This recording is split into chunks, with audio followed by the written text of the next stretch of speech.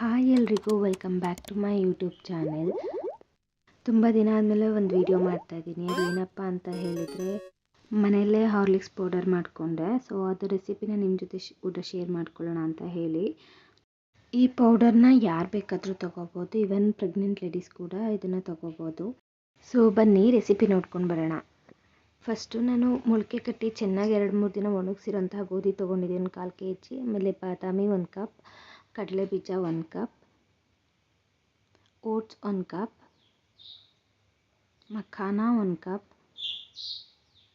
ಆಮೇಲೆ ಕುಂಬಳಕಾಯಿ ಬೀಜ ಮತ್ತು ಸೂರ್ಯಕಾಂತಿ ಬೀಜ, ಸನ್ಫ್ಲವರ್ ಸೀಡ್ಸ್ ಮತ್ತು ಪಂಪ್ಕಿನ್ ಸೀಡ್ಸು ಸ್ವಲ್ಪ ತೊಗೋತೀನಿ, ಕೋಕೋ ಪೌಡರ್, ಹಾಲಿನ ಪುಡಿ.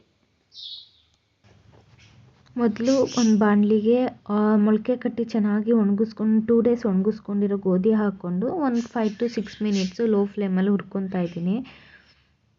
ನಾನೊಂದು 1/4 kg ಅಷ್ಟು ತೊಗೊಂಡಿದ್ದೀನಿ ಗೋಧಿ. ನೆಕ್ಸ್ಟು ಆಲ್ಮಂಡನ್ನ ಫ್ರೈ ಮಾಡ್ಕೊತಾ ಇದ್ದೀನಿ.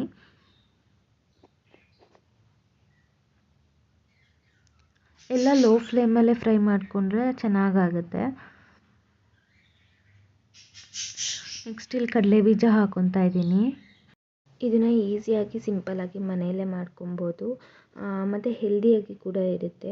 ಹಾರ್ಲಿಕ್ಸ್ ಮತ್ತು ಬೂಸ್ಟ್ನ ಹೊರಗಡೆಯಿಂದ ತಂದು ತಿನ್ನೋದಕ್ಕಿಂತ ಮನೆಯಲ್ಲೇ ಮಾಡ್ಕೊಳ್ಳೋದು ಬೆಸ್ಟ್ ಅನಿಸುತ್ತೆ. ಇದನ್ನು ಚೆನ್ನಾಗಿ ಫ್ರೈ ಆದಮೇಲೆ ಒಂದು ಪಾತ್ರೆಗೆ ಎತ್ತಿಟ್ಕೊತೀನಿ. ನೆಕ್ಸ್ಟ್ ಇಲ್ಲಿ ಓಟ್ಸ್ ಹಾಕ್ಕೊತಾ ಇದ್ದೀನಿ. ಎಲ್ಲನೂ ಲೋ ಫ್ಲೇಮಲ್ಲೇ ಹುರ್ಕೊಬೇಕು, ಇಲ್ಲಾಂದರೆ ಸೀದೋಗಿಬಿಡುತ್ತೆ. ಇದನ್ನು ಮಾಡ್ಕೊಳ್ಳೋದಕ್ಕೆ ತುಂಬ ಏನು ಟೈಮ್ ಹಿಡಿಯೋದಿಲ್ಲ ಮತ್ತು ಕಡಿಮೆ ಖರ್ಚಲ್ಲಿ ಕೂಡ ಇದನ್ನು ಮಾಡ್ಕೋಬೋದು. ನೆಕ್ಸ್ಟು ಮಖಾನ ಆದಷ್ಟು ಲೋ ಫ್ಲೇಮಲ್ಲೇ ಫ್ರೈ ಮಾಡ್ಕೋಬೇಕು, ಯಾಕಂದರೆ ಬೇಗ ಫ್ರೈ ಆಗುತ್ತೆ ಮಖಾನ ಎಲ್ಲ. ನೆಕ್ಸ್ಟು ಸನ್ಫ್ಲವರ್ ಸೀಡ್ಸ್ ಮತ್ತು ಪಂಪ್ಕಿನ್ ಸೀಡ್ಸ್ ಎರಡನ್ನೂ ಸ್ವಲ್ಪ ಹಾಕ್ಕೊಂಡು ಫ್ರೈ ಮಾಡ್ಕೊತಾ ಇದ್ದೀನಿ.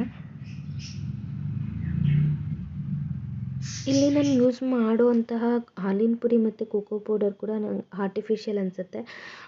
ಬಟ್ ನಾನಿಲ್ಲಿ ಯೂಸ್ ಮಾಡ್ತಾ ಇರೋದು ತುಂಬ ಕಡಿಮೆ ಕ್ವಾಂಟಿಟಿ, 2 to 3 ಸ್ಪೂನ್ ಅಷ್ಟೇ ಯೂಸ್ ಮಾಡ್ತೀನಿ.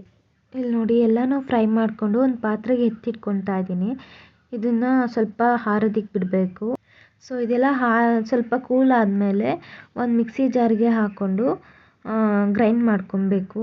ಮಿಕ್ಸಿ ಜಾರ್ ಬಿಸಿ ಆಗದಿರೋ ಥರ ನೋಡ್ಕೋಬೇಕು, ಇಲ್ಲಾಂದರೆ ಹಿಟ್ಟು ಥರ ಆಗುತ್ತೆ.